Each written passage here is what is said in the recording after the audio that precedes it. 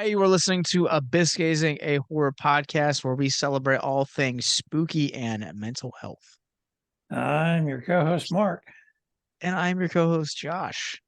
And we are continuing on with Lovecraft July, Yeah, we checked out Dunwich Horror, and it's crazy.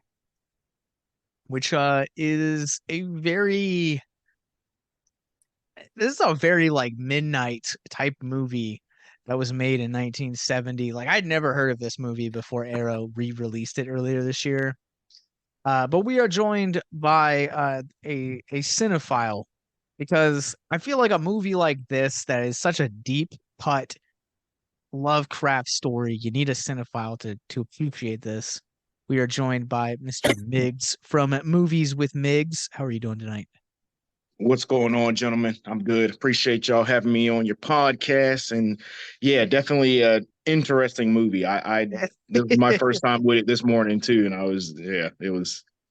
I feel like I just went to X Fest up at the Colonial up in Phoenixville. I feel like this movie could make one of those X Fest showings, or even one of the Horathon showings. Most definitely one of those weird, obscure movies. Because, like I said, I'd never heard anything about it. I was just like, wow, okay, it was cool.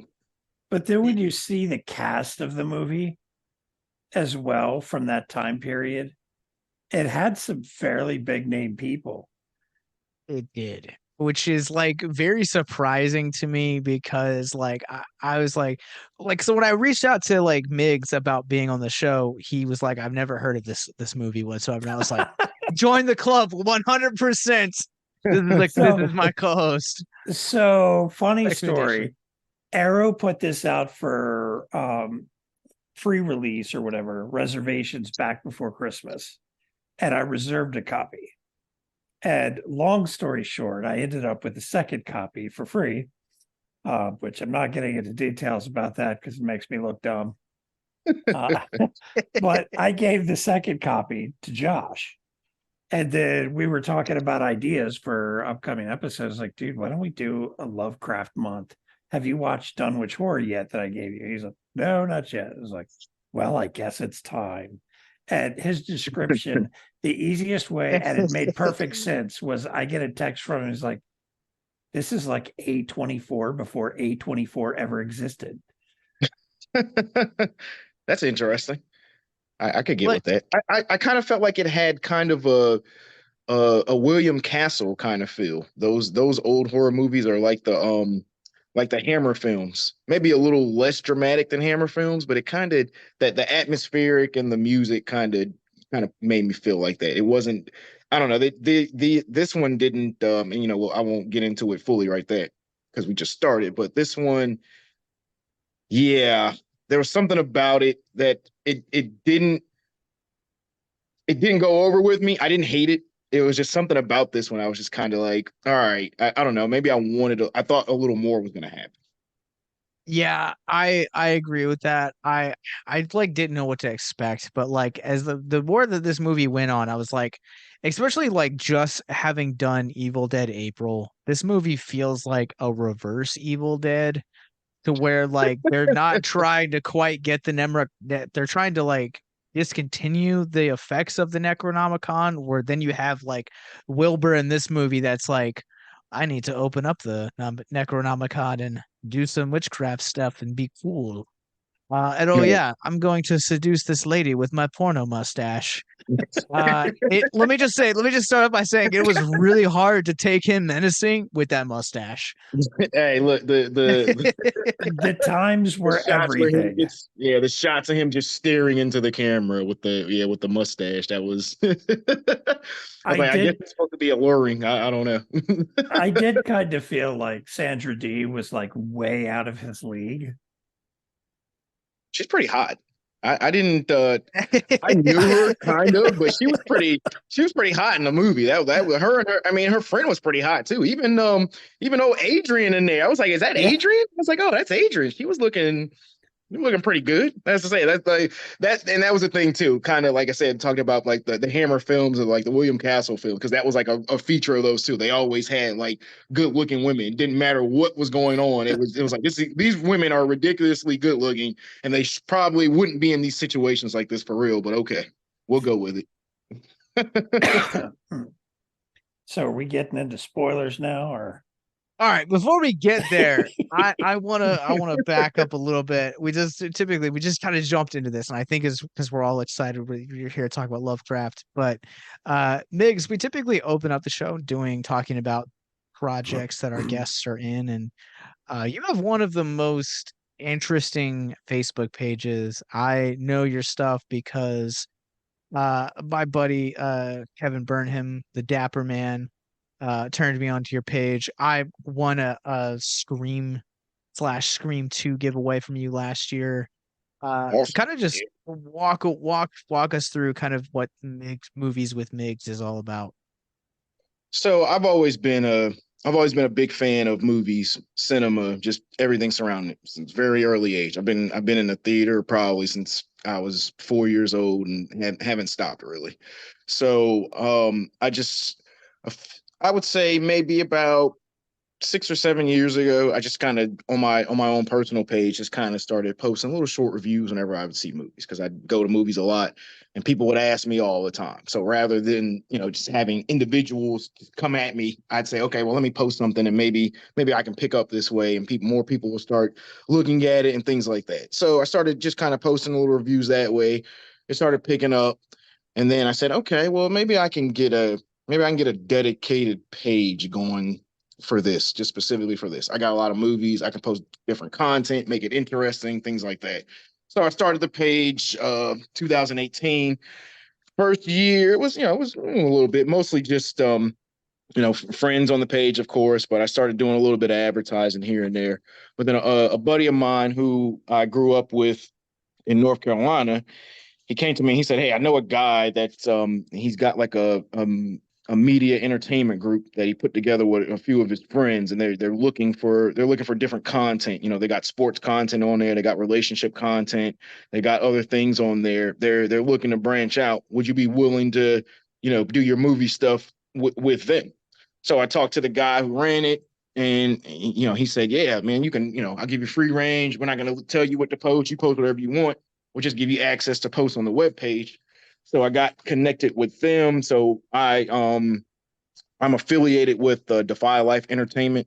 I haven't posted anything written on their site for a while. I actually, since the beginning of this year, I've been bad about that. But I got to get my computer stuff set back up. If you look on some of my previous posts, all my longer reviews were normally linked to their web page. Like you said, I haven't posted any of those in a long. I think my last actual like written review that I posted from their site was Megan, and that was from like earlier this year. But I'm gonna get back into that. I just got to get my computer and stuff set up. But all about movies. I daily movies. I do reviews, recommendations. I'm gonna start getting more into actually like reviewing different formats and things like that. I kind of do that a little bit. I got a giveaway coming up. So yeah, I appreciate you being on the page, and shout out to the Dapper Man, Kevin. That's my guy on there. I know he does the big movie stuff too. I think he's actually getting into like production and like filming and stuff like that. So shout out to him, man. I see you out there. You're doing big things. So ain't mad at that at all. And yeah, just like I said, I'm a big film buff guy. Anybody that's interested in film, involved in film, I like talking to them. I like just having random discussions. I mean, I just had a random discussion with some guy at the gas station because I had on an X-Men shirt. We started talking about X-Men. So stuff like that, man. I'm good with it. If you can talk movies, I'm with you. Let's talk. I get This those kind is of conversations going out sometimes in some of my horror t-shirts.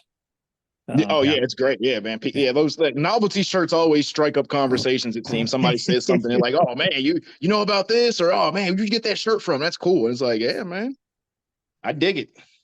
Yeah. I anytime I wear anything Hellraiser, I typically get a lot of content, like a lot of conversations off that. People always Mm, like, where'd you get this from? And I'm always like, this place and this place. yeah, man. Support local businesses. But uh Kevin has actually moved into production, and I can neither confirm nor deny that I've seen his short film debut because of the film festival that we run here. But if you want to submit, if you're a filmmaker, it's for filmfreeway.com/horrific hope film festival.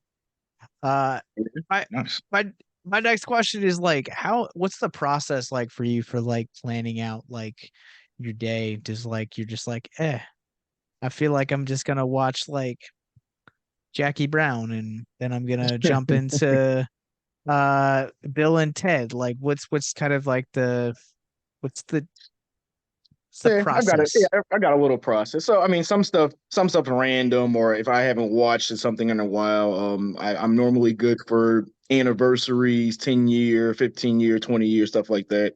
There's a couple of sites. What's the one site? Like Famous Birthday will kind of tell you like the on this day kind of stuff. So like things that have came out like for today, like you could look today, see what came out in January or July 3rd throughout the years, that kind of thing. By the Numbers is another good site that has like the whole movie archive of like every year. So everything major that's came out in a particular year, you can look at there, you can see information on it, box office numbers, that kind of stuff. So I kind of use those sites. So it just depends. What? Oh, yeah, yeah. I just watched that though. Sorry. So that's my lovely editor Gina over there. Say hi. Say hi to that guy. So yeah, there's different movie birthdays. Like Terminator was one today. What else did I watch? I watched something after I watched Dunwich. What was it? I can't even remember now. Oh yeah, Spider-Man. Yeah, Amazing Spider-Man came out today in 2012. So I watched that, and I hadn't watched that in a while. So yeah, it just depends. I mean, I do random stuff. Like I said, I do anniversary stuff, or just started I just started revisiting Mission Impossible. I'm going to a screening of Red Dead Reckoning on Thursday, so I'm just trying to just kind of hit them all before that date, just to have a little refresher in my head. So like I said, stuff like that. Normally if something's coming out in the theater, like the Indiana Jones coming out. Now I've recently kind of watched those, so I didn't really watch them. But Gina never saw Kingdom of Crystal Skull, so we just watched that one the other day. So now we're gonna go see the new one, maybe sometime this week. So yeah, I mean it's a process, even though it's kind of random, just depending on what day it is. But there's always some method behind the madness. That's dope. I feel like I never have like a rhyme or reason for things that I want to do or watch, like unless like I'm doing something for our podcast or like I'm going through a franchise. Like typically I'm just like, I haven't seen X in a long time, or I need to Right. rewatch Pearl, or uh I want to watch Mark's favorite movie, Megan, again. Oh Uh God. Was that sarcasm in there? I I hope d- so. I did not like Megan at all. Okay. I was getting ready to say. I mean, it was a cool movie, but goodness gracious, if that's anybody's favorite movie, I'd be questioning that. I disliked it bad enough. I didn't bother to try to watch the unrated version on Peacock. It wasn't bad. I felt like with that movie. So I went to an early screening of that, and the screening was the PG-13 version, which was fine. But then when I saw the rated R version, I said, okay, with that movie, I think a perfect blend would have been the extra gore in the rated R, and just put that with the PG-13, because like the F bombs in the rated R, I felt like they weren't necessary, and that's kind of what it was the F bombs, and then a couple of the scenes were a little bit bloodier, which made it rated R. But I felt like all the extra cursing and all that just kind of it felt kind of lame. I was like, all right, you didn't really need this. Like this movie could have been rated R without the cursing, and then just kept the gore and stuff like that. So it Yeah. wasn't. I think it was bad. that sounds about right. Yeah, I've seen stuff like that too. I was a big fan of The Expanse and the couple seasons that Amazon did after they took it from Sci-Fi. They had a couple of the characters just like turn into sailors with the way they were cussing about everything. I was like, that doesn't fit the character at all. Right. Yeah. See, and that's what it was kind of like that in Megan too. It was like, all right, you guys, okay, I get it. The F bombs are because it's rated R, but Jesus, I just felt like they weren't needed. It's like, stop trying to be cool. We I got to would make it rather I edgy. would rather have rated R with violence and blood and gore that fits than rated R for language because they felt it needed it. Exactly. Yep. Spot on with that. Fully agree. Well, yeah. Megan will Yeah. never take the place of Chucky, so there's that.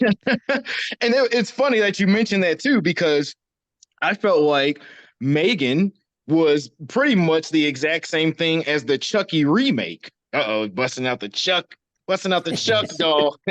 Chuck. What'd y'all think of the remake? Did you like the Child's Play remake? I haven't seen it actually. I had no No. desire to watch it. Okay. I like it. I think it's different. I don't really have a Child's Play or any Chucky movie or any of the TV series that I don't like. Okay. But I liked how different it was. I liked Mark Hamill's take on it. It's a controversial take, but me and Andy from Love What I Love both really liked it. So Yeah, how about you? I didn't mind it at all. I liked it. I enjoyed it. I liked the whole AI aspect and all that, and that I thought that was a little different take, and it was cool. I mean, like you said, it doesn't replace the original, but they can coexist and be fine. I Well, mean, let's if I wanted killer I would go and watch something like Virus. or Megan Eh, or virus, Smart House. virus is okay, but I don't know. Virus is kind of cheesy. I don't know. I'd watch the Child's Play They're all remake kind of over cheesy. Virus. They're all kind of cheesy when you get into killer Yeah, AI. you're right about that. Yeah, but I don't know. Virus just, I mean, oh, no, Vi- it's got a way in Virus there. had the addition of body horror in it too. True. Right. Yeah. I mean, and Virus had some big names. I was actually kind of surprised at some of those names that did that movie, and then it didn't really take off. So I don't know. Yeah. Yeah. Well, But my man, much Chucky up in much there. much like other buried treasure like Virus, let's jump into Dunwich Horror. Uh Mark, this is I'm trying to figure out your thoughts on this because you so haven't been clear. my thoughts are I did not love this movie and I did not hate this movie. I think it stands really well as like I could see this definitely being like inspiration for um like Sam Raimi and Bruce Campbell coming into Evil Dead. Probably going to compare this to a lot of Evil Dead throughout the course of this, just because of there's so many similarities in this movie. Um, I I overall like I thought it was pretty solid. Like it's not one of my favorite Lovecraft interpretations, but I liked it more than Reanimator. I will say that. What? Wow. Yeah, Okay. he wasn't a fan of Reanimator, and I was Wow. not. Go check out our Reanimator episode, and yeah, I have to it listen to was it. it was okay. Man, But Reanimator's a classic though. I I feel just like read it. I feel like in terms of like mental health conversation and like the like why we do this podcast, like this movie is a lot more deeper than Reanimator. So I feel like it also welcomes a lot more conversation than just like this is a cult classic and this is why. So overall, like I thought it was a pretty solid like little thing. I did not read the Dunwich horror story before this podcast. I have failed all of my goals for this month that I set for myself last week. But overall, like I thought it was good. I really thought it was like really trippy. I liked the vibrance of it, the visuals of it. Like I wish they would have paid off a little bit more, but I enjoyed seeing them. This movie's like absolutely gorgeous from like a technical standpoint. It's a movie that for when it was made in the 70s, they did a really good job with it and kind of set some solid foundation for things like Evil Dead that came later and other similar kind of movies. I think they even talk about that Evil Dead was inspired by the works of Lovecraft and the Necronomicon, but it also, I think, had enough of a solid platform to it where if they wanted to do a remake, they could do an amazing one with today's abilities they have in filmmaking. Yeah, Also I really liked it. go Oh, go ahead. ahead. Sorry. No, go ahead, Mix. Oh no, I was gonna say so. Yeah, I think I agree with both of you guys' points because I put this movie on. It was about 6 in the morning. I started watching it, and I was laid out on the couch, not in a great position for movie watching. So I ended up dozing off, and I had to circle back. So I fell asleep. I fell asleep at the part like right before the part where the uncle falls down the stairs. So I had to go back because Balls. I had to go back to that part. But yeah, yeah, I didn't love it. I didn't hate it. And I think it does look good for a 70s film and some of the little special effects that they did and the trippy stuff and the psychedelic stuff was cool, but I didn't some of the story, I think they just kind of left some stuff. Like I'm still questioning what happened with the you know what. Like did something happen there or kind of a weird scene towards the end there. Like, okay, what? All right, did he leave? Did he? I All right, mean, it all was a right. nice shot of the lake with the water blowing. That was cool. So so this is the way that I interpreted this ending is it exists in the same universe as Evil Dead, and Ash just happens to be the Antichrist. Boom. Oh Okay. Lord. I took it as they were just showing it's a cycle. Um, Lovecraft has a tendency to write most of his stuff about insanity and how fragile sanity really is and things like that. And it's a cycle of crazy. You had the original mother, which I'm probably going to get into spoilers now, if that's cool with you, Yeah, Josh. yeah, jump into it. Okay, cool. So you had the original mother at the opening of the movie giving birth. You don't find out the full story until later, but it drove her insane. Right. So then you have all the insanity of the movie going on up until the end, and it ends with the Dunwich horror kind of exploding and going away, where Wilbur was kind of overpowered by Armitage, and Sandra Dee starts walking away, being shown that she's pregnant, starting the cycle all over again. Right. Right. So it's a cycle of insanity. It it is, but I want to approach this from a different perspective. So, I have I had blah, blah, blah, blah, blah, blah. You okay? Yeah, I once heard a biblical Bible theologian talk about specifically the Antichrist. And in the Bible, it talks about how like no one knows like the hour of the day that Christ will return. So like there are scholars and theologians out there that believe that every generation has had their own version of the Antichrist, like Stalin, Hitler, so on and so forth, because like again, going back to knowing that the time or day. So kind of taking that perspective into Dunwich, I think it's also pretty interesting to like note that like they're essentially trying to like bring the devil into this world. And so you could also Right. argue that from a theological standpoint that like you could bring that back in. I From a think it's a stretch, from but a theological standpoint, anything that isn't Jesus is the devil, and in this case, that's not true. Simply because it's one of the great ones, one of the elder gods, and yeah, it's a whole mythology created by Lovecraft. Was it Nug-Sagoth? I think is the one he's trying to summon in yeah. Dunwich Horror. So there's and Cthulhu is like the most famous of the bunch. Everybody knows Cthulhu, but there's a whole pantheon of elder gods and deep ones and things like that. And See, it's a whole mythology that if you try to apply Christian logic to it, it doesn't quite work. see, all right. So from that perspective, like I don't know any of that stuff. So like I've stressed this that like I know very little when it comes to Lovecraft. Like I've seen like a select handful of his movie adaptations. read a select handful of like his stuff. So like I don't know like older gods and like older ones and stuff like that. Um, but they like that knowledge like enhances the viewing experience, and it's a lot like when I've also never read Dune.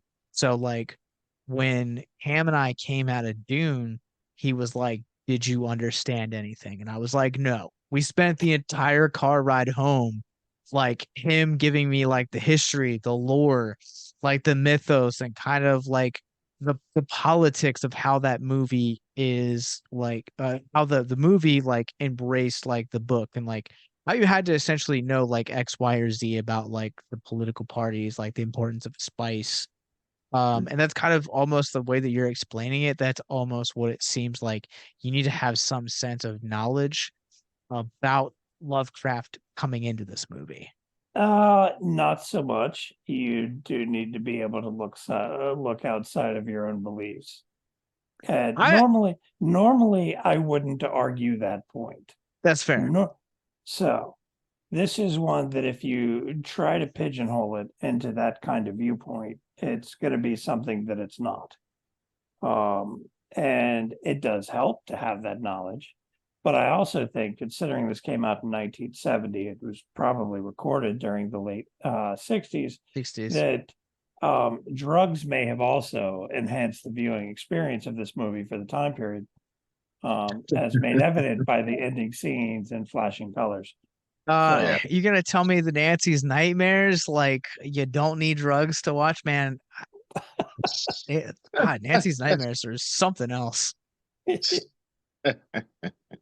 That's funny. funny thing. So apparently, I read up some of the stuff on this movie, and it's one of the few times I actually did some research by accident for the podcast. Um, Apparently, during those scenes that she was in, when they showed her in the black outfit and like you could see like her hip and leg and stuff, they had a completely separate private set to shoot those scenes. So it was essentially just her and a cameraman and a director, and that was it. All right. Yeah. See, see, that makes no sense to me because like it's gonna be private for that moment, but you're literally immortalizing a portion of your naked, vulnerable self to film. Like this movie is over 60 years old and we're still talking about it. At least I found an old one, really old one. It's not the oldest we've covered, so Well, that's because you brought Frankenstein. I brought the original Wicker Man. Never seen Yeah. that. Not the original one. the original one, That is highly an recommend it. experience. Is that the black? That's black and white, isn't it? Yeah. No, the original No, Wicker Man. no. No, I thought it was. Yeah, I thought it was No, black and white. it's No. Christopher Lee. Christopher Oh, Lee. Um, okay. Okay. It's a it's musical. kind Oh of, gosh. A musical. kind of. It's Midsummer before Midsummer was even thought about, and Mhm. some musical numbers. All And right. Well, yeah. some off the wall little island in like Ireland or something like that, Scotland or Ireland, one or the other. It's a crazy movie. There's multiple cuts of the movie, and apparently Arrow or somebody else is releasing a Blu-ray set. What? It's 50 Wow. years this year. So It's I'm saying 50 years old. 50. Yeah. Oh, okay. This year's the Nice. 50th year. Yeah, they're doing a 50th anniversary release, and it's got like 3 or 4 cuts of the movie. Oh gosh. Wow. Yeah. That's interesting. So Yeah, I'm I gonna like have to Arrow get it. stuff. I haven't ordered anything from Arrow in a while. They haven't really had anything great, but I do like their sturdier cases and their reversible Yes. the Uh, reversible slips and the booklets that they get when you get the special edition stuff. Yeah, if you like some kind of out there original like horrors and stuff, the original Wicker Man is pretty trippy. Yeah, I have to So, check that. Definitely have to check that out. but But where were we, I Josh? wanted more because you guys were talking about kind of like the mythos of it and all that. I thought that there would be a little bit more in regards to like the Whitley family in the town. And I know they talked about it and why they hated him and all that, but I thought maybe there was going to be a little more on that, and especially with the funeral scene, it was just kind of like, no, no, you don't get to bury your granddad. Get the hell out of here. I was like, wait, what? Like, what was that?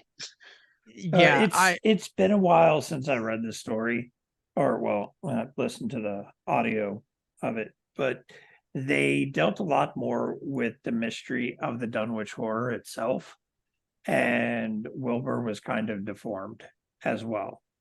Oh, But the Dunwich Horror they talked about, you couldn't see it or know where it was, but there was always the smell of death when it was present. Um, it, which I do wish they could have done something with in this. It would have made it a little bit more interesting because you don't really see it. It's hinted that something's behind a door in a couple right. scenes, but through the original story, they talk about there's something behind the door. Like they have like a walkway up to the balcony to that they lead like horses to or something like that. They essentially lead things for the Dunwich Horror to kill up to it, things like that. But they yeah, left a lot of that out, and I think it has to do with the time period and the way they tried to translate it for the time. yeah. Yeah, So because like, I wondered. Yeah, I just wondered if they, because I wondered, all right, is this an actual monster, an actual like physical monster, or is this some kind of metaphor for something, or is it just a evil presence? I didn't know because I was like, well, wait a minute, it's got to be a monster, just kind of the way they were showing the first kill of it and all that. But then I started to wonder, well, and really towards at the end when it got like all those town people that were coming after it, I was like, well, wait a minute, man, is this just a presence that's messing with their minds and killing them that way, or is this an actual physical thing that's doing thank stuff? I didn't you. know. No, I didn't know. it is a physical creature that was Okay. actually the twin sibling of Wilbur. Okay. Okay. So when they talked about when the doctor talked about going to the house after the mother gave birth at the beginning of the movie, he was lucky to save her. She had gone insane, but she had been torn to pieces. It was because she Right. gave birth to two siblings, Right. Wilbur and the Dunwich Horror. Right, right. Yeah, I yeah. It just kind I of that know kind of too. threw that kind of threw me off at towards the end there because I was like, okay, we got a monster here, but all right, what kind of monster is just kind of stopped by a regular door? It's just a lock because she didn't do much to open that door, and it was like, well, I don't yeah. know. Well, like, My weakness is And closed doors. it wrecked shop on that house too. So Right, right, yeah, tore the whole house up. they So I was just kind of like, that was kind of off. don't they also talk about it at some point where like uh that they announced that like she gave birth to two boys. I feel like that's not new news, but it's just something that's kind of like glossed over in like the grand scheme of like the actual like mystery of the Dunwich or Yeah, because they said it at the beginning, but then they say, "Oh, well, there was one stillborn and the other son." And then when they went to the place to go see her, they talked about it a little bit there, like right before she died. But like you said, yeah, they didn't. They kind of gloss over the actual the monster son. They just he's like glossed over the whole movie. It's kind of weird. yeah, that. they initially the reason why they talk about one of the sons was stillborn was because it's the Dunwich Horror. Right, right, right. Um, and but I think he also mentions that he never actually saw the body. Yeah, right, right. The doctor, yeah, he Yeah. did say that. Yeah. I I'm right here Is with this like, is this a case where I know more about the story is why it makes more sense to me? look, look, A, yes, because A, you've read the source material, you've read a couple production notes, and B, neither myself nor Miggs had actually ever heard of this movie before we decided to do a podcast on it. No, no clue. Yeah. This might be like the biggest deep cut we've done in our like 70 some episodes. But was it bad? It it wasn't bad, but it wasn't great. Like it's not the worst Yeah. movie we've covered, but it's probably not the best movie. It's far from the best either. So So So go on YouTube, find like the audio book and listen to it while you're driving around. Then come back and rewatch the movie and see if it makes more sense.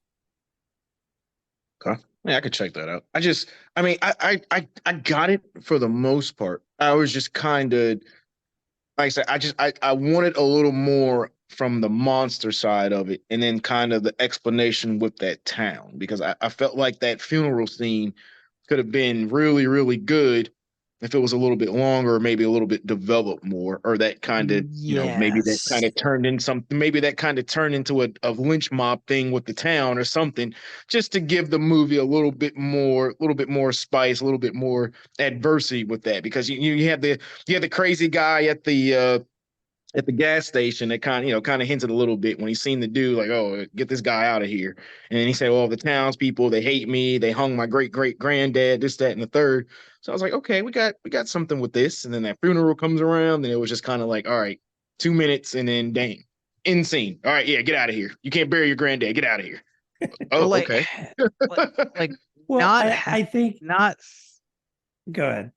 I was gonna say not having that context either, like kind of just makes it look like it's just almost like a scene of prejudice.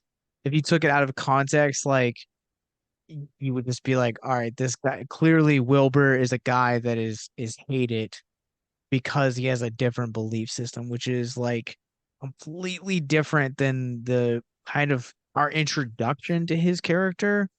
But like seeing it like it just in that context, like I wanted to know more about Dunwich and the Whitleys. Like I wanted to know kind of why they were like the outcast. Like they hinted at it, and maybe it's just like a a symptom of like today's media where like we have this tendency to like over explain everything because like every character needs a backstory and a prequel and everything's got to be explained away. Like, you know, Michael Myers is terrifying, more terrifying, not having a backstory and not knowing why he's a deranged serial killer. But like I felt like in this case, like I definitely wanted a more like thorough explanation of like they hate the Whitleys. There's not like a really like justifiable reason that you're given as the audience. Right, Well, right. It's like, oh, they hung him because he believed different. He was a good man, and they're assholes. It's like, okay. Like, dang, did he do something? What did he do? He could have just said, "Hey, I don't believe you guys. I want to. I don't know. Maybe he tried to explain to them, and then they were like,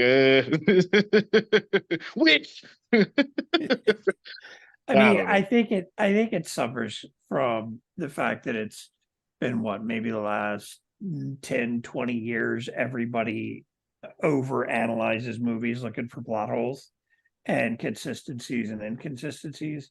Where back in the day, people watched a movie for entertainment and didn't really question certain things like, really, how does a creature multiply by being dropped in water when it needs water to survive? Um, and Hey, don't bring Mogwai logic into this. so I think that's part of the issue is it suffers from applying today's standards and logic on something that's 50 years old. Also, like, I'm also curious about this because like this comes out right the cinema like the cinematic version of this comes out right at like the tail end of like the sexual revolution.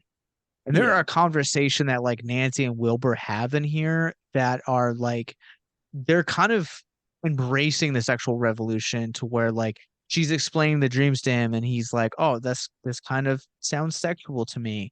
And then in Tommy Wiseau fashion, he's just like, "How do you feel about sex?"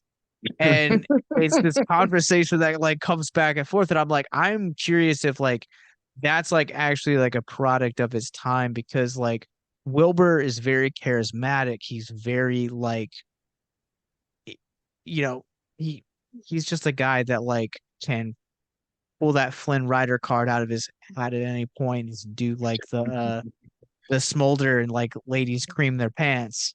maybe even some guys. Um, That's hilarious. but like I am just curious, like is this if he's like deformed in the original source material, is like does he have that like does that sexual element still exist? No, not that I remember. Because he Yeah, always walked because around. He always walked around in a trench coat, and it was because he was like Tentacle Boy from like the chest down. is that a metaphor? Also, No, no, In a he trench was. coat, tentacle. Oh man, don't tell me he was Well, a flasher in the book. What is that all about?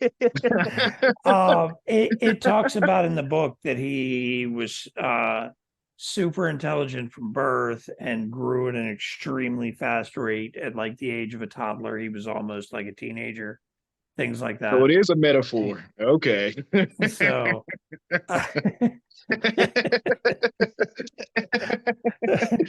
but get it. where the sibling ended up being the horror, he didn't end up being quite as far out there. He could still roughly pass for human, if I'm remembering the story correctly, because there's a lot of very weird Lovecraft stories. there is. And like Yeah. one of the things that I also think in this one too is like this is an era where like James Bond was like just box office money. Oh yeah. And Was it James Bond based off the life of Christopher Lee? yes, so James Bond was, but the reason I bring James Bond up was because like Sean Connery in his right during this time was a sex symbol.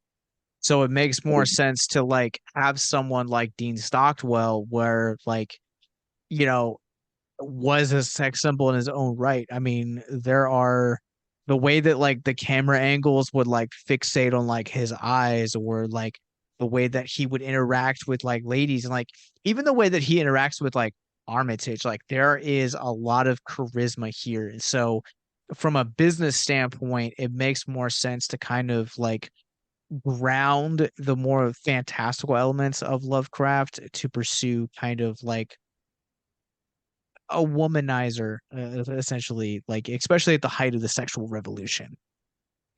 Yeah, if you Well, look at his look too, that was kind of, you got the curly hair, like you say, you got the porn stash. That was kind of like the 70s thing. Guys, you definitely gotta have that strong stash. I mean, you didn't have to, but that was kind of like a marker there, that porn stash that you talk about. And then, like you said, some of those I noticed a lot of the shots with him when he was talking, they would kind of fixate like on his eyes, and then he would kind of like, and when he was talking to the women, he would kind of have that little glare or whatever. So it was like, okay, they're trying to make this guy alluring to the women so he could do whatever he's gonna do to him. So I get it. I thought some of that stuff was kind of funny, but yeah, And I like get it.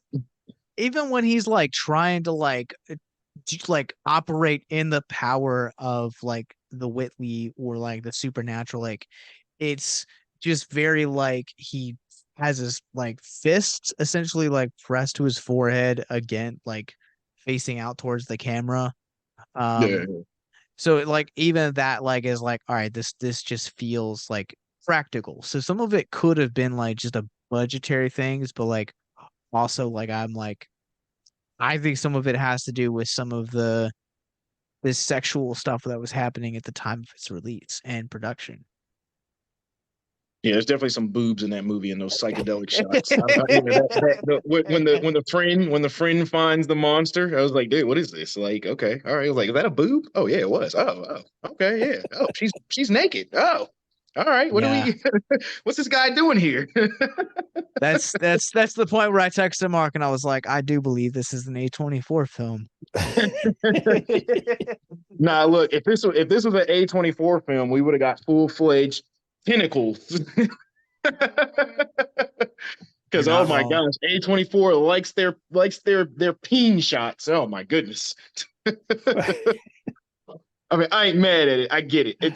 I think it's funny seeing that reversal now to where like 80s and especially 80s, 70s, 80s movies, definitely women nudity, boobs. You might even get some front shots, whatever. But you always had the boobs. But now starting to see, okay, just dudes now just bearing it all. Like, dang, okay. I mean, you've seen Well, some of that in some movies, but you didn't really see like a lot of that in certain things. But A24 definitely does not shy away from it. they don't. This is a fun fact, real quick. It used to be like this for a while. I think it's kind of loosened up, but Ewan McGregor did a full frontal shot for an indie movie years ago, Mm. and he said in the movie that the reason that like the MPAA gave him for the movie being rated NC-17 during its first cut was because he was full frontal. So the reason that they gave him is that anytime that a male is full frontal, it is an NC-17, and anytime a woman, it's an R rating. I don't understand why like Right. boobs and a butch and vagina, like why those are more appropriate than schlong and testicles, but Because I think it started like who slow up. doesn't like seeing some nice boobs? I mean, Yeah, and then plus normally with the women, even if you get the front shot, it's not, because it's, just because of how women is, you might just see the patch. You're not seeing, it's not like a porno where you're seeing the whole thing. I mean, with a guy, you got it, we ain't got no inside nothing. It's just there. You got the whole package just bam, like right there in your face. Did you guys see it's gosh, what's the there was the A24 film about the stripper that went to Florida and she went on that crazy trip, and I can't remember the Oh, name. you are talking about Zola.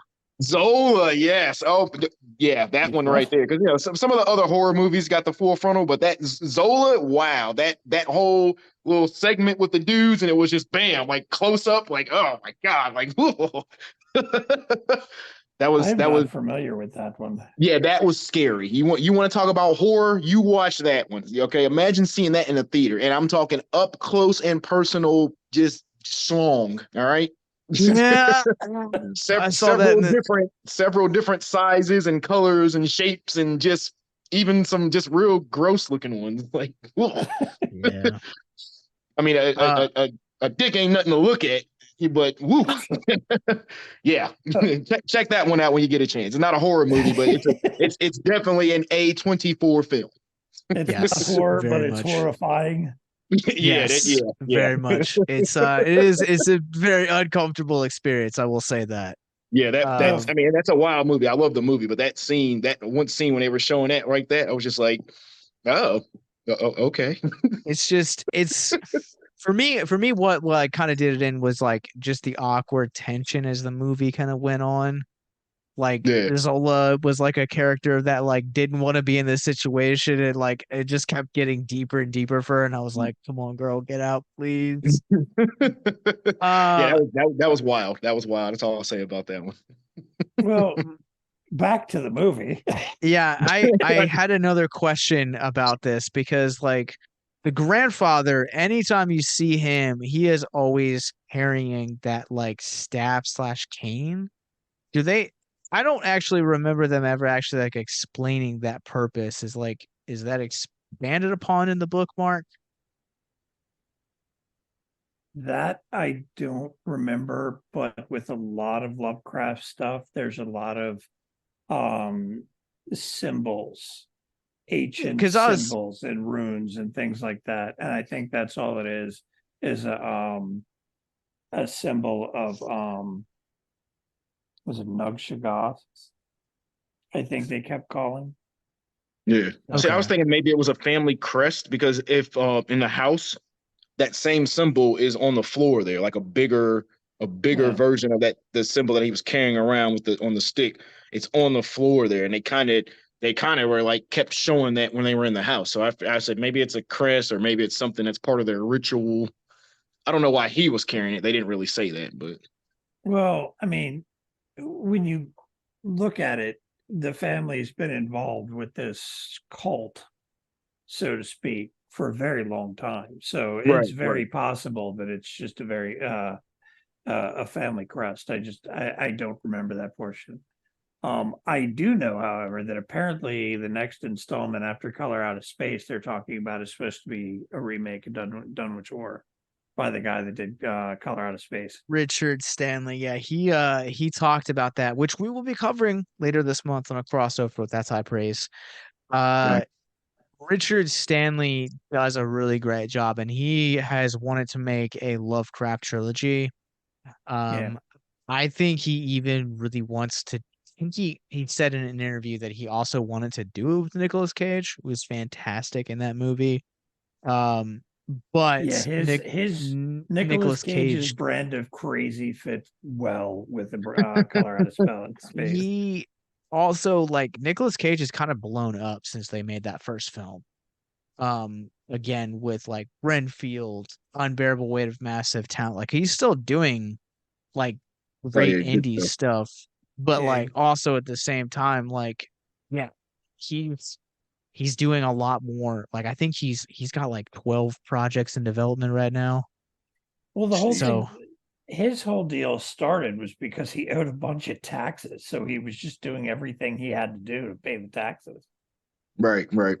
He was doing anything and everything, whether it was good or bad, to get Yes, out of yeah, debt. this dude was cranking him out. I kind of felt like him and I don't know if Bruce Willis was in that same tax situation, but Bruce Willis has been cranking them out too, whether they're good, bad, or whatever. Because I go through Walmart and I see this guy on like those like straight to DVDs. I've seen him like on at least six of them in there at the same time. And I'm like, geez, dude. Mm-hmm.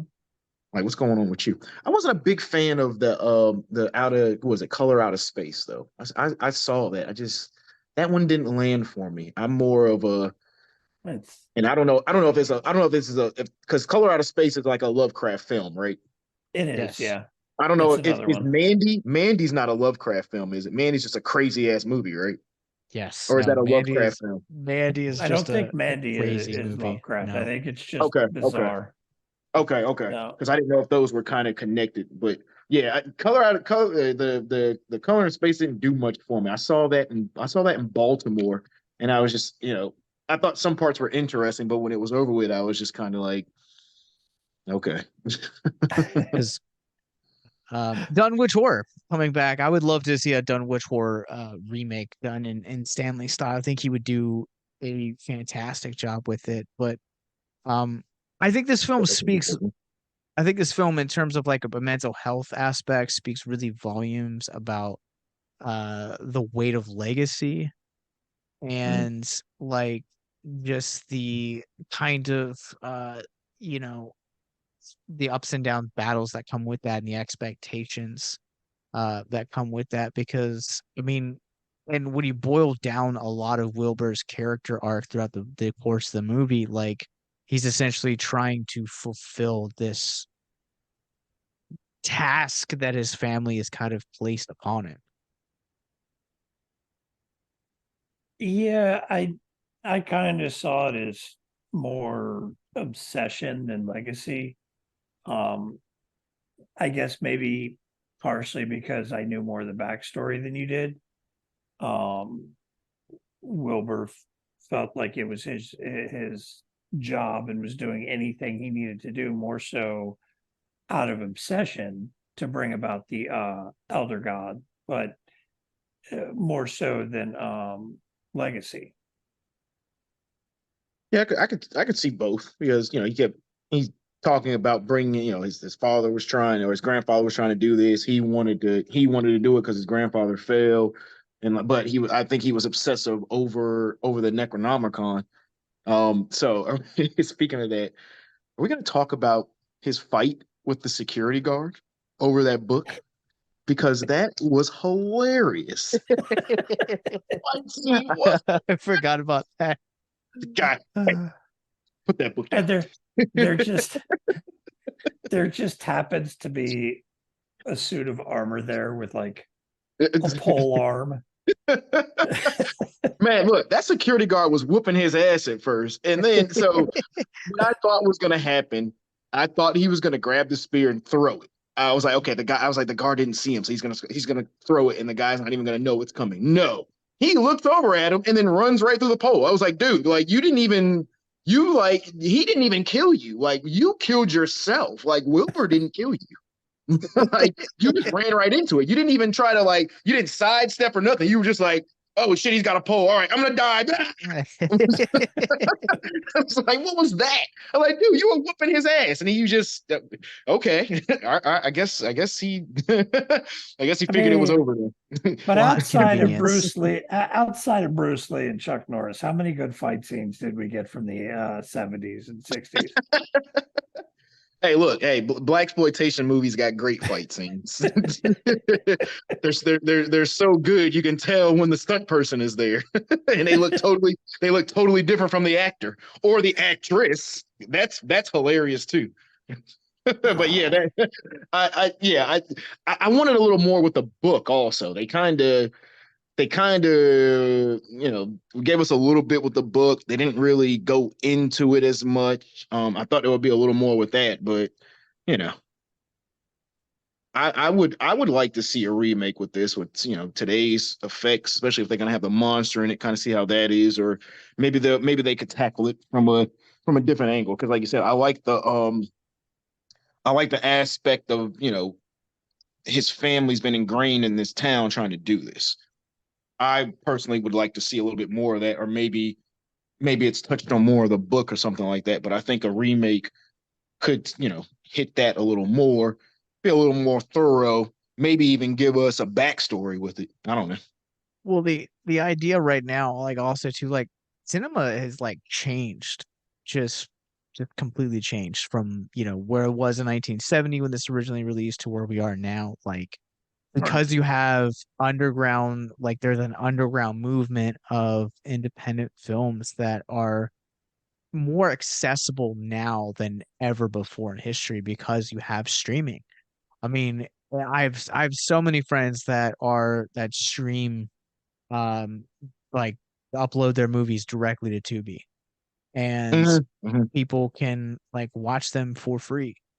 And Right, you right. got to sit through a couple ads, but I mean, like you're getting to see movies that like you would never see like otherwise. Like Alter on YouTube is another great channel that was bringing like high quality uh short films to an audience completely for free. And like some of the shorts that and some of the films that you're gonna find on streaming platforms, like we brought up Mandy and Color Out of Space, both are like beautiful films, but very, very weird. And so I think that you have like an audience now that is a little bit more open-minded to the idea and the concept of wanting to pursue unique, um, you know, weird Lovecraft movies. Um, Mhm. And and when you get into the subject of Lovecraft in general, you're gonna have weird movies because they're yes, all weird.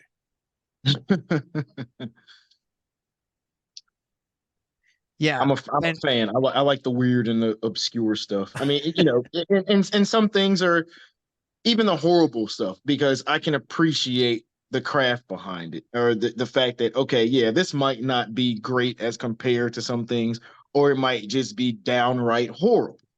But somebody put something into this, whether it's good or bad, and I that part I can appreciate. I mean, because there's a lot of I've scrolled through Tubi's their catalog and seen some of their stuff. It's just like what the heck is this? But I well, can Tubi's appreciate that people have platforms to put their stuff on. and yeah, Tubi has a surprisingly good found footage catalog.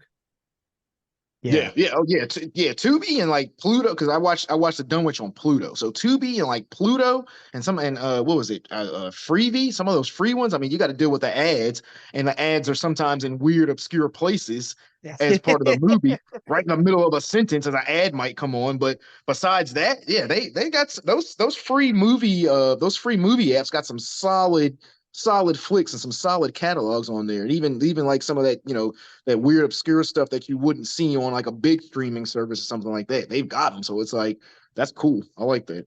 I think too, like, we live in the like I don't think we would have been able to do an episode like Bad Movie Showdown, which we did a couple episodes ago That talking was about fantastic. Velocipaster, the Llamageddon, and Sharknado. Like, you don't do movies like those on like Netflix or like Hoopla or Hulu Yeah. or Disney. Like, Nah, you go to like I streamed all of those movies on like on free services. Um Right, right. and so, you need those kind of things. You reminded me. I have to watch Crack Coon. I know somebody that's in that movie. I think that We'll one's save on it. YouTube. We'll save it Yeah, for yeah, our, yeah. our Yeah, next say one. that one. Yeah, yeah, yeah. I'm sure. Yeah, I'm sure it's awesomely bad. But, Yeah, but yeah, there's one on Tubi called was it the Astral Woods, I think it's called. I'm acquaintances with one of the people that was involved in that movie. oh, So nice, nice. Speaking of remakes, when I looked up the Dunwich Horror, something else came up. It was like back to the Dunwich Horror. You guys seen that? It was something that came out like in 2008 or in 2009, something like that.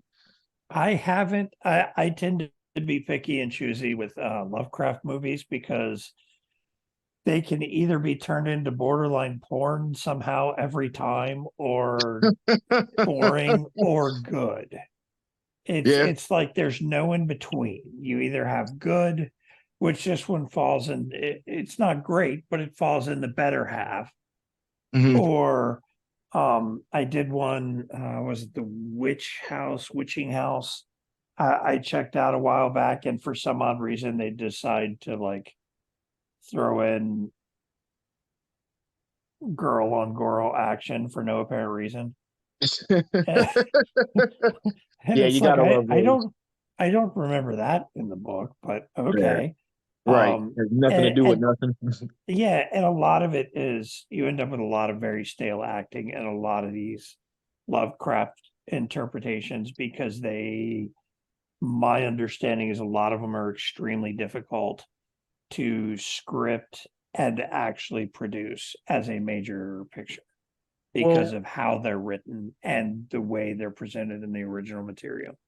not only that, we talked about this last episode, but like he switches different narrators' Perspectives. perspectives so easily in that, and like, one of my favorite comic books of all time is Watchmen, and I love Alan Moore to death, but like he specifically when he would write comics, he always would write them so complex that they had to stay in the medium of comic books. Like that was his entire goal. And so when like I don't know, like the actual like movie version of Watchmen was in development from like 1989 after the success of Batman until 2009. So it literally went through several directors. Terry Gilliam was attached to direct it at one point, before Snyder actually got a hold of it. So it's like Well, it's Snyder got a hold of it because of his success with 300. yeah. Yeah. Well, like what I'm saying is like there are distinctive like voices in medium that like are creating like these very complex stories in their medium with the intention for it to stay in that medium. Yeah, and Alan Moore, though, even with The Watchmen, he came out and said he even used color palettes that were different than other comic books in an attempt to try to make an unproducible story to film. He didn't want it Oh, to go to film. it was deemed unfilmable for like years.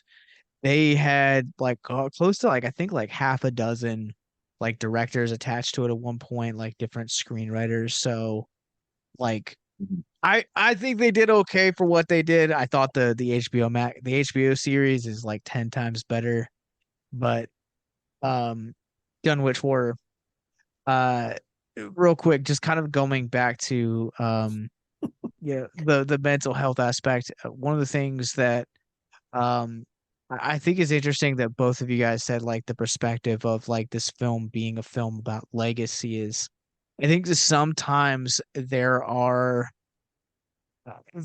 legacy, like there are things that like parents pass down to children that children really gravitate towards, really love and become really passionate about it.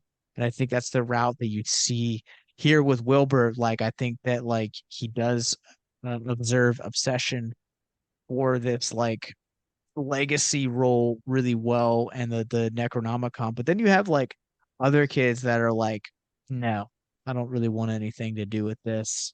And so you have like this whole entire like journey where it's like now you feel like a failure and like the black sheep of your family. Like I feel like I'm speaking that from like personal experience and like just trying to like vent my own journey onto this.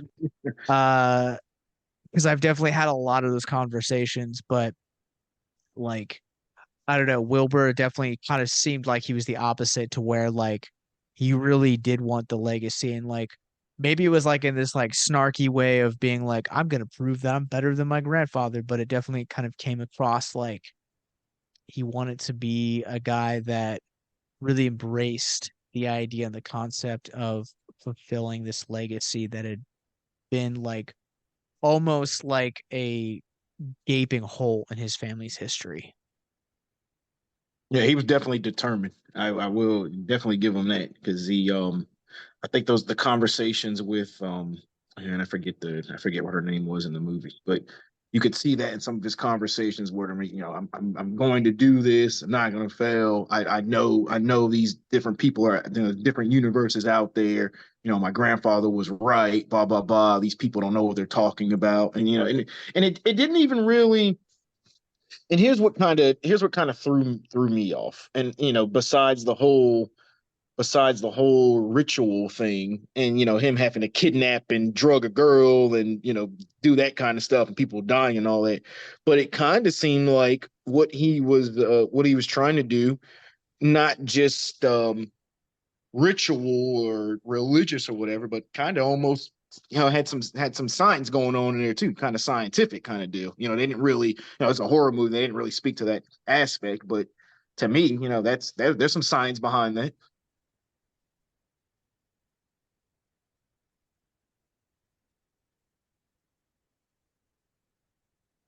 Well, it got quiet real quick. And I killed the chat.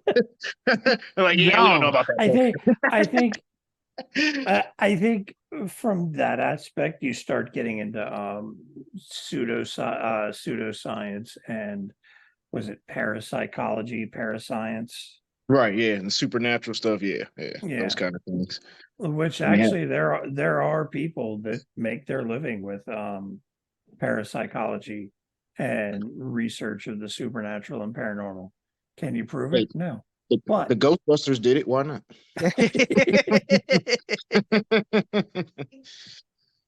you got Zach Bagans making a fortune out in Vegas, being Yeah. the ghost bro. Oh So gosh, I don't even want to know the Ghost Bro. he uh, so he had a show on Ghost called Ghost Adventures on I think Travel Channel. And if you ever get a chance to watch it, he's a bro. He's a Oh bro and a yeah. half. is it is now streaming on Max, so you can check it Uh-oh. out. Uh-oh. Yeah, I Uh, know. he's a total bro. but as Mix said, if you guys haven't heard of this movie, The Dunwich Horror, it is streaming on Pluto TV for you guys, free with some ads. It's definitely worth checking out. Like I definitely didn't walk away from this movie being like, man, like I hate this movie. Like I thought it was a solid like little film. So it's Well, definitely a bizarre one to say the least. yeah. Uh, but who knows? Maybe this is like the weirdest one we cover this month. Um, No, I don't think so. Not if I we're don't think not so if we're either. covering more Lovecraft. Yeah, if you're doing more Lovecraft from what I read, because I read a little bit of stuff on because I'm not well versed on Lovecraft. And, I'd have to actually check to see if I have any of his movies in my library because I don't, and I might have some that were kind of based on it or maybe, but I don't think like direct HP Lovecraft stuff. I do have the Lovecraft County series, the one that was on HBO that Majors did. Yes. I haven't watched I it Yeah, yet. yeah. It's still wrapped up. I'm gonna watch it. I've heard it was good. I haven't got to it yet, but I I am gonna wanted watch it. I wanted to like it. I Uh really oh. did want to like it. Uh But with a lot of stuff that has come out over the last 5 or 6 years.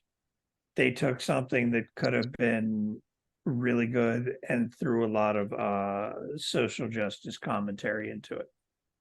Okay. And that's kind Yeah. of what ruined it for me. And Okay. Josh So is grinning yeah, because I've he knows seen. exactly what I'm saying. Yeah. Yeah. I've seen they kind of changed some stuff that way. So like I said, I'm not familiar with any of it. I I bought it because I it was a steel book and it caught my eye. I'm a sucker for steel books and it was cheap and people were kept telling me that was a series I needed to watch, so I bought it. It was only like $15. So That's So amazing. it's, in all fairness, though, it is a decent series. That was my only issue, is that they threw some social justice commentary in it that just kind of like, dude, really, I just wanted to watch some Lovecraft junk. But But the thing with Lovecraft is he was early in his life a fairly well documented racist. which, yeah. Um, yeah, which I'm fascinated by because like the book that series is based on is written from an African American woman, I believe. yeah, Right. So but all of that stuff is canon within the book. So but they're going off of the actual like source material for that series. mm, he did later in his life come back and essentially say I was wrong for it. The short That I version. did know. Yeah. Well, I'm trying to, there's a big documentary on Prime. I gotta find the name of it. Talks about Lovecraft and his influence on horror and movies. Guillermo del Toro is one of the people that's involved with the documentary. And they talk about it, and they talk about later in his life, close to the end of his life, he essentially admitted he was wrong. But interesting. it came more from a standpoint point of view of things he was taught in ignorance than a point of they're different than me, I hate them. Or at least that's how I understood the way it explained. But Interesting. it doesn't excuse it. But It does still. not. So, Yeah, I read join some stuff us. about him. So yeah, it was interesting to read a little bit about him and the history of things and stuff like that. So yeah, I mean, I'm gonna like I said, that's a series that I have to get to, but I've seen a little bit, and it basically kind of said, well, they've taken the horrors of a Lovecraft story and the kind of some of the scary stuff out of that and kind of applied it to, all right, this is the it's like a metaphor for a real world situation that people experience. So I'm interested to see it. So I'll get back to y'all on that one. See, I am curious to see it because I started it, and to me, I just like time got away from me, so I never finished it. But Watchmen was almost the exact like same like approach to where they um kind of address like race war. It's a great series if you guys haven't seen it. Both are streaming on Max right now. Max needs to sponsor this episode, so slide into our HBO. DMs. I Well, know, right? HBO Max, where you been at, huh? We've been watching HBO since we were kids, man. Hook us up. I think Lovecraft Country was also one of Michael Kenneth Williams' last productions before he OD'd. Yep. Oh man, Rest in wow. peace. Okay, wow, goodness I gracious, yeah.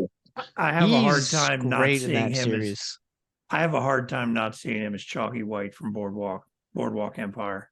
Yeah. Yeah, yeah, that Well, was crazy. Like just learning about him passing was like, geez, man, that guy was doing some stuff. But yeah, yeah. that Watchmen too. I got to get to that. I have that too. I just haven't took the plastic off of that one either. I actually found that whole series at Big Lots for like $5. Oh, see, I have like the special limited edition steelbook. I pre-ordered it. Nice. I watched Watchmen 3 times at like in the span of like a month. The series? The series I've watched it 3 times and Jeez. I've seen it total probably front to back 5 or 6 times. Oh my gosh. Is it? But it was a mini series, right? It was only like 7 or 8 episodes. It was Yeah. 9 episodes, Nine and episodes. Okay. Okay. I still cannot get through the very end of the the series finale to that without crying. Oh wow. Like Oh, like I'm gonna have to ev- get up every on this, every man. Look. every time like I Regina didn't. King and I'll have Yahya Abdul Mateen II, great performances, 100%. I'll have to So rewatch good. it because I don't remember anything being that emotional in that series. Yeah, I'm interested now. You say you just shedding tears, man. Look, you got me look, interested. Mark, if you want to know like what part, so I don't spoil anything for Migs, because it's a huge spoiler where I like started tearing up. I get you, but I think we are rambling on this one. So join us next week for more Lovecraft love and random facts that Mark will be providing for us. But Migs, where can people find you online? So I am on Movies with Migs. You can catch me on Facebook and also Instagram. Facebook's the main page where all the big stuff goes down, but I post stuff and reviews on Instagram also. I'm working on a couple things. I might bring the YouTube page back. I don't know. We'll see. But yep. So for right now, Facebook and Instagram, hit me up if you love movies. Come check me out. I'm a cinephile, like they said. I appreciate any movie lover that likes to discuss films. If you're interested, come on through. Like I said, I do giveaways, host all kind of stuff, try to make it fun, interactive. And like I said, I'm a big movie buff, so come check me out. And I appreciate y'all having me on your podcast. Love the discussion, and thank you guys. Yeah, thank you. Mark, where can we find you online? You just want to make fun of me, don't you? I don't. This is the tradition that we plug and we show our stuff, even if you don't have anything new. So, okay. I've got my Instagram for painting miniatures and stuff like that. The move, I've got my office settled in. I'm trying to find my paintbrushes so I can get back to work. I think they're in another box over here in the corner after moving, but I'm hoping to get some work done this week and get something posted again finally because I haven't painted in months. Titanium Juggernaut Painting on Instagram. Yeah, Nice. and even if he doesn't have anything new, go follow him and look at his old stuff. You guys can follow me. I'm a fellow cinephile, much like Migs. You guys can follow me on Letterboxd at Captain Nostalgia. You guys can find Abyss Gazing wherever you guys get your podcasts from. You can follow our parent company, Victims and Villains. We're on Facebook, Instagram, Twitter, Twitch, YouTube, and wherever you guys get your podcasts from. Click the links in the show notes below. And until next time, remember the longer you gaze into the abyss, the more the abyss gazes back into you.